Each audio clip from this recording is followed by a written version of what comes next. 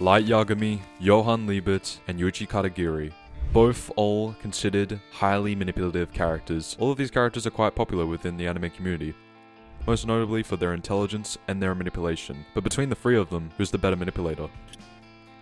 Light Yagami, the man who stumbled across the Death Note, picked it up and vowed to use it to change the world. And to do that, he'd have to get his hands dirty.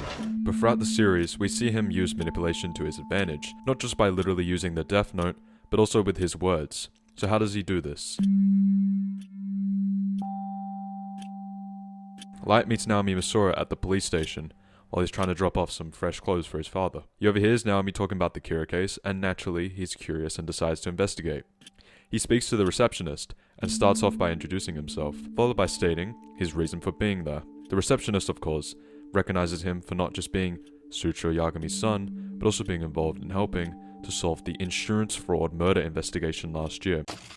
It would be, of course, confusing to the reader that someone with such a good memory like Light wouldn't have recognized the receptionist or the detective work he did last year. This was a play by Light. He acted as if he didn't know the receptionist for the sole purpose of reminding Light of what he's done in front of Naomi Misora. He indirectly manipulated the receptionist to establish his credibility as a police consultant in front of Naomi Misora, his target. Letting others reveal your good qualities for you is a good way to establish respect and trust, and it makes you seem humble as you don't constantly remind everyone in the room why you're that guy. Naomi tries to contact headquarters again, but is refused. Light, out of the goodness of his heart, intervenes and offers help to Naomi by passing along the message to his dad. Again, this was another play on Light's part.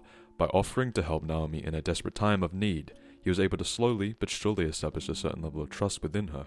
Light shares sensitive information about the case to Naomi Misora, which is a risky play. Light does this with hopes that, by sharing a secret with Naomi, she also will share one back. Light then proceeds to double down on this by telling Naomi his real name. Light's boldness works as Naomi gives Light her real name, quote-unquote, as well as reveals she believes Kira can kill his victims in several ways that just aren't related to heart attacks. This made Light realize that Naomi was indeed a threat and had to be dealt with, and he decided to continue walking with her to learn about any more information that could be used. Upon hearing of Naomi's deduction, he flatters her, and he says that he would never even considered that as a possibility. By doing this, he's complimenting Naomi in hopes of her softening up and feeding more information to Light. Making sure everyone else feels superior to you will cause them to loosen up and be more inclined to share information with you. However, if you appeal to their ego too much and agree with everything they say, then they naturally become suspicious of you. It's why when Naomi suggests someone that she knows met Kira, Light doubts that this could be true, as he says anyone who could have walked into a building and claimed to have met Kira would be met with skepticism. This technique can also be used to instill doubt in others, or in other words, make it seem as if they're wrong. By suggesting someone is wrong, naturally they'd be inclined to prove themselves right.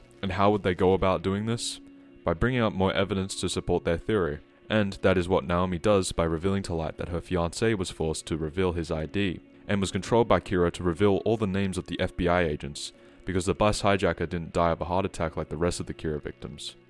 Kira was trying to hide his involvement in that instant. Light then decides that he needs to kill Naomi, but before he can do so, he tells Naomi they need to start investigating her theory, followed by asking if she's told anyone about her theory.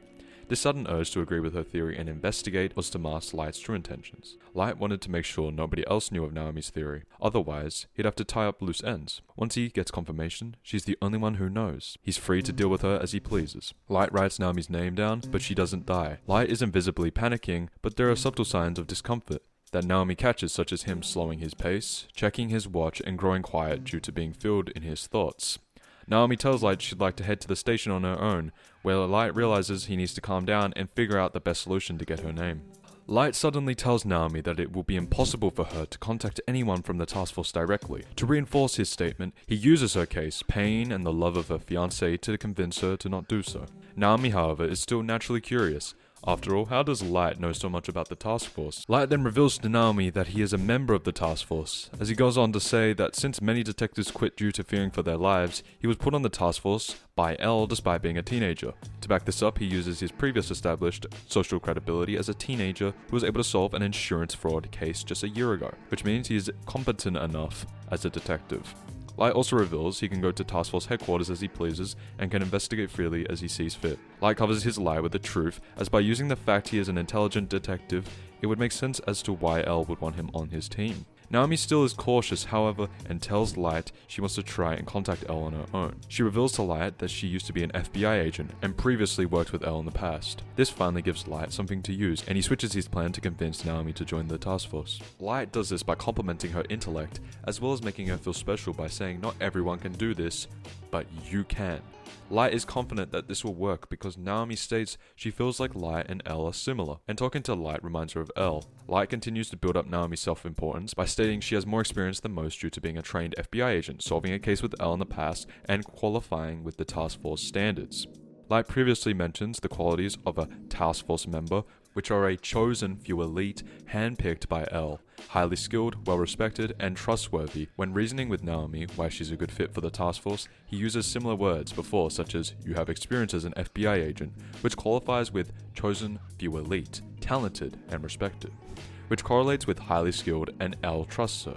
The qualifications for the job perfectly align with Naomi's skill set before continuing to reel her in by Light using the word fate, which funnily enough, a common phrase that Light uses when it comes to manipulating people, most notably women. At least in Death Note's manga, after setting everything up, Light steps back a little to not only prevent suspicion, but to give Naomi some room to breathe, and make it seem as if she generally has a choice, thus giving her all the power. All of this accumulates into one single result. Naomi now becomes desperate to join the task force created to catch Kira. Light compliments her more before asking for a form of proper identification to proceed. Naomi gives Light her real name, and from there it's all over. This feat of Light manipulating Naomi is heavily overlooked and quite possibly one of the best feats from Light himself in terms of manipulation. This is because Light was able to turn the situation in his favor. Originally, Naomi was hesitant to even talk and trust him, but within less than an hour, he was not only able to gain her trust, but also gain her real name and identification, which led to Light being able to kill her. Naomi by no means is an unintelligent character. In fact, she holds the title of the smartest female in Death Note. This feat is also impressive considering Light came up with all of the tactics necessary to lead him into his goal without any sort of prep time.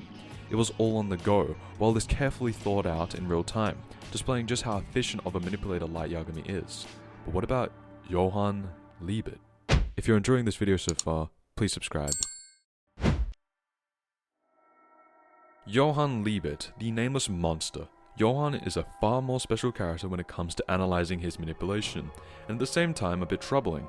Most of his greater feats tend to happen off-screen, such as manipulating all the adults and children at 501 Kinderheim to kill themselves, or manipulating the residents of an entire town to kill each other. This is not to discredit Johan, however, as we do get to see some of his manipulation on screen, the most infamous case being the suicide of Richard Braun. Richard was a well-established detective whose rising career was put on hold due to a shooting of Stefan Just. Richard was getting closer to finding the truth about Johan, and so Johan decided to visit him and deal with him.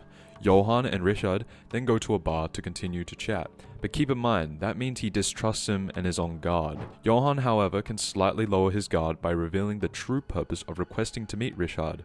That being said, he is researching on the 1989 United Nations Convention on the Rights of the Child for his college research papers. Johan, at this point in the story, was genuinely a college student, albeit only temporarily. Despite that, it's still enough of a legitimate reason to call out Richard.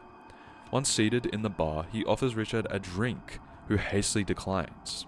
Offering Richard a drink was done intentionally, as it's known before Johan and Richard have their encounter by the viewer that Richard used to be an alcoholic. Johan knows this fact too, as it is vital in his plot to manipulate Richard Braun.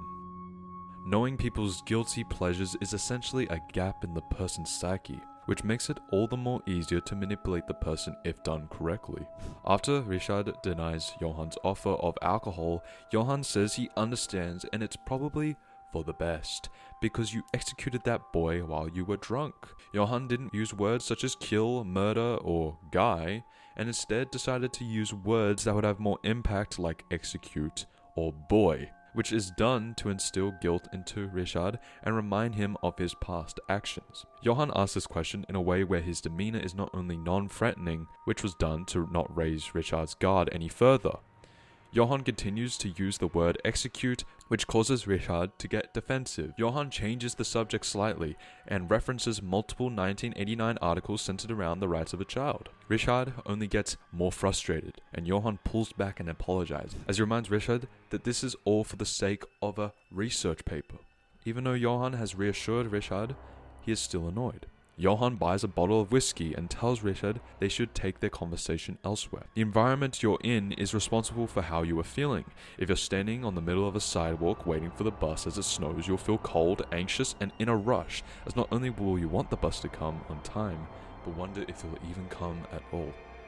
Or maybe you're out camping with your family during the summer, but keep getting bit by mosquitoes, which makes you feel annoyed, as you'd want the environment to change to suit your standard. As this is the case with Richard, he's in a bar that is known for alcohol, which is not only tempting to spiral back into his addiction, but a guilty pleasure of his. That being so close to alcohol reminds him of shooting Stefan Jules.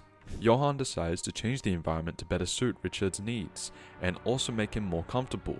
Johan and Richard begin to walk, and Johan begins to prod at Richard again, as he explains Stefan Jules' past to him, as well as why his death was unfair and unjust. 501 Kinderheim was a horrible place that psychologically broke children and made some of them into monsters, unfit to live and work normally in society. Stefan Jules was one of them, and by Richard Braun shooting him, he was essentially never given a chance. Johan continues to use words like execute and boy to make Richard guilty. Johan even goes as far to mention his daughter, and by doing so he lets Richard's mind race.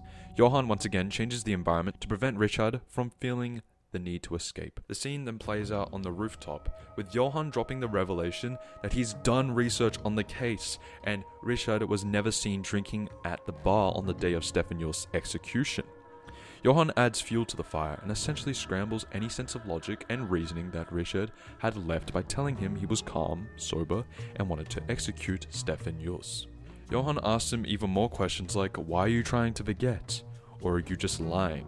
Are you lying to others? Did you confirm the boy's crimes? Did you have the right to execute him? Do you think that by lying your sins will go away? The final nail in the coffin is when Johan asks Richard, can a man who has sinned really meet with his daughter and turn his life around? Johan has successfully isolated Richard and gaslighted him into believing he will never change and is alone. The scenery does an amazing job of further convincing Richard it's nothing more than a pitch black night sky. The coldness of Germany's air is nothing except a monster, ready to devour him into eternal darkness. The only thing that's seemingly keeping Richard company is a bottle of whiskey. Johan offers Richard a drink, knowing he used to suffer with alcoholism as well, as knowing alcohol is his guilty pleasure. Johan is offering Richard a way out, an escape route from the misery that is the world. Nobody is coming to save him, and he certainly can't save himself. So why bother changing? Why bother do anything except feed his addiction? Richard accepts the drink, feeding his addiction, and ultimately commits suicide by falling from the rooftop. This is one of, if not, Johan's most insane feat of manipulation that we actually get to see on screen. All it took was one meeting with Richard to lead him to his own death. And all it took was gaslighting Richard, making him doubt not just himself, but his morality, and reminding himself of the fact that he took a life. And after all, how can someone who's taken the life of a boy who was never given a chance into society ever change? And last but not least, we are going over Yuuichi Katagiri. Yuuichi is one of the newer anime manipulators, but that certainly isn't to discredit his feats at all. When it comes to using people's emotions, Yuuichi is a master at this. Yuuichi uses an individual's emotion against themselves by playing on their insecurities, desires, or fears. A great example would be Yuichi's tactic at causing Kei's group to fight amongst themselves. Yuichi states that he has an interest in joining Group K and will willingly betray Tenji. Yuichi reinforces this request by revealing Tenji was the one who destroyed Group C's friendship, by spilling secrets, and by leaving him to starve he's getting his revenge.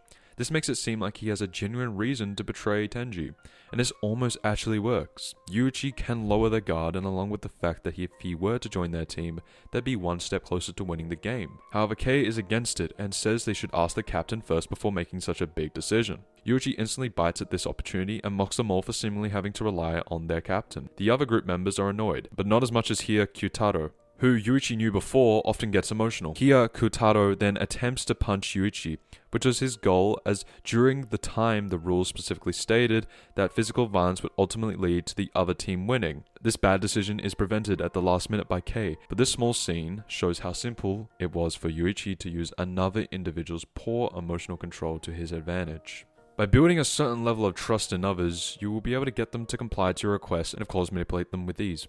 Yuichi is a master at putting on the right facial expression for the right scenario, along with having a natural way with words. It allows Yuichi to quickly gain people's trust. But what makes this impressive, however, is that Yuichi can gain a person's trust with a limited amount of time, sort of like Light in some regard. Tomodachi's game doesn't last for long, often a few days to a week at best. This doesn't stop Yuichi, however, from being able to gain someone's trust at a very fast pace. By opening his heart to others, making a response tailored to reel them in, he's able to draw people to him. Yuichi then uses empathy to almost bond with that person and further solidify the fact that he can be trusted. It all comes down to being a reliable person, which Yuichi has done numerous times, as Yuichi has come to his classmates' aid in dire situations. I'll cover more of Yuichi's feats in a future video, potentially when the Tomodachi Game manga ends. We'll do a good overview. So Light, Johan, and Yuichi. They are all manipulators who, despite having different methods, tend to use similar tactics. To simplify the way each of these individuals manipulate, Light Yagami was already known as a charming and attractive man. Attractive people, by default, are trusted more than on average, due to their good looks and often having a kind nature. Light constantly showed that he could trust people, which led them to feeling a need to having to protect him. Like when Matsuda always defended Light by appealing to a person's ego, inflating their sense of worth, and also convincing them that the interaction or circumstance they're in is good, because it is by fate, Light can manipulate people to do his bidding.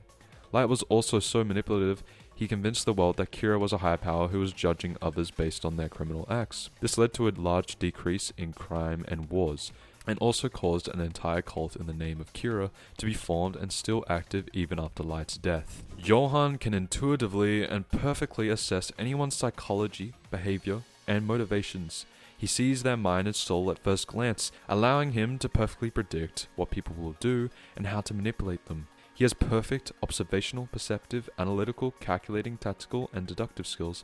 These allow him to perfectly predict, understand, and control anything, no matter how simple or complex, easily. These skills, along with his charisma, eloquence, and persuasive abilities, allow him to create convoluted plans and control anyone into doing what he wants easily.